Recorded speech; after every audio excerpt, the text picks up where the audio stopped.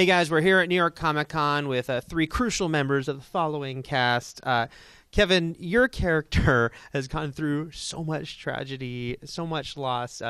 Season 2 opens. I know we're going to pick up a year later. Is there any sort of happiness, at least for a little while, until things get miserable again for Ryan Hardy? Yeah, a little bit. I mean, I'm feeling healthier, and my heart is working better. I'm running and working out and feeling strong. I've developed a relationship with my niece, which is important because I think that Ryan, when you saw him last year, was someone who had kind of built a wall around him, and even with members of his own family, he was really not quite ready to let them in. My sister, I saw sort of briefly, but there was a little bit of this, going on.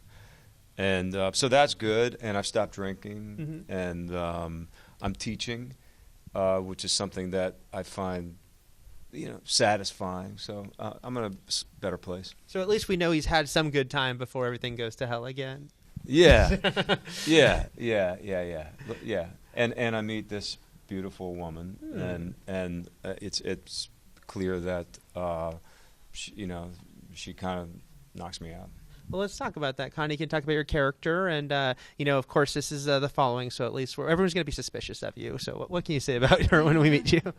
Well, I'm suspiciously European already. So, I play this typical New York character, downtown, polymath, someone who she's an art dealer. She also lives in Europe part of the time, which is why she really doesn't know much about Ryan Hardy or even about Joe Carroll, because she simply wasn't there when this happened. And she is, however, the sole survivor of an attack, and that is how she meets Ryan.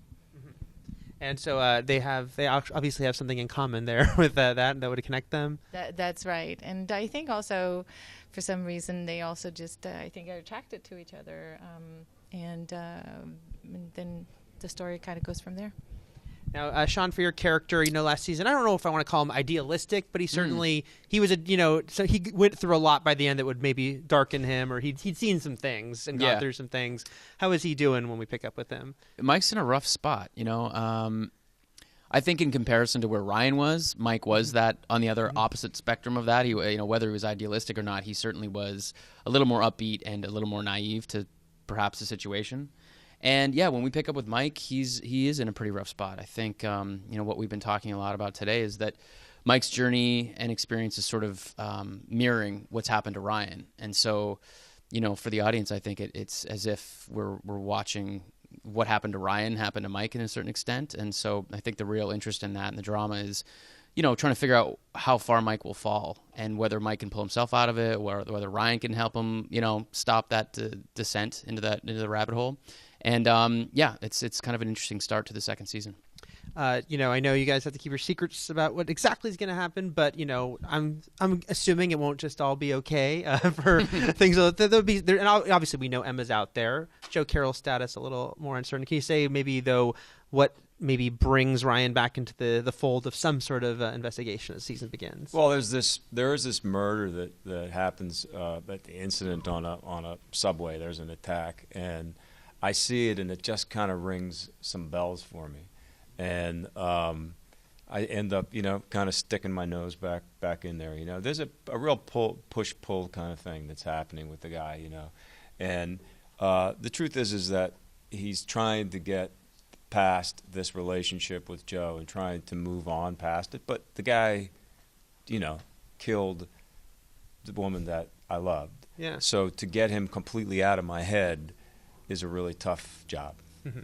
And, Connie, what does your character sort of make of what Ryan's gone through? I mean, I'm sure she's trying to support him best she can, but is it maybe even a little more than she can handle, even with her own tragic history? I don't think that she's as much interested in his past as she's interested in his present right now. And I think that it's sort of a different kind of story than that. And I don't really know that I can say much more than that. But one of the nice things about the character, if I may jump in, is that she's one of those people, and he doesn't have a lot of them in their life, that looks him straight in the eye and kind of sees inside his soul in a way that's really kind of disconcerting to the Ryan Hardy character. I think people that are in the FBI and the people that have surrounded, the character last year, often come at me with a certain amount of judgment and whatever. And there's something about this woman that actually knocks me off my feet in the way that she just kind of sees inside. Mm-hmm. And you mentioned, Shawn, how maybe there's in some ways a role reversal with these guys. In the finale specifically, you kind of watched Ryan do some pretty tough things to try to get some answers. Has any of that sort of gone on to you as far as maybe your philosophy or the approach? I did throw a couple punches. You did, that's true. I did use a lead pipe on his leg. I'm not going to let him take the fall. But yeah, I mean, we did kidnap, torture, and murder somebody while in custody. So that certainly is around. And, I think at the end of the day, Mike is struggling with the choices he has to make. In my opinion, I think Mike's moral center is fairly strong. I think that's what people like about Mike and what people connect to. But he's certainly struggling with what is the right decisions to make. And when you're put through that much pain and suffering, I think your judgment can be clouded. And I think that's sort of what Mike's issue is right now. I think ultimately he knows what the right decision is, but when you're feeling like things are being taken away from you, you're totally out of control, I think the question is, what will you do to stop that? And maybe that's going after somebody that hurt you. Kevin, in the first season, there was a lot of talk from Ryan about the fact that he felt he was cursed, which is pretty understandable given what we saw him go through, and it got even worse after that. At this point when we meet him, does he still sort of have that weighing on him, or because things have maybe taken a shift, is he able to say, well, I wasn't cursed so much as horrible things happened around me? I think that as with any strong piece of someone's personality, I mean, let's think of it as an addiction. You know what I mean? You may get past it and you may not drink. I mean, in the show, I haven't had a drink in 5 months, but it's still there. The addiction is still there, and I think that those feelings, I'm working hard on getting past them, but they're still there, like a monkey on my back. Gotcha. Well, guys, looking forward to the next season coming in January. Thanks so much. Thank you.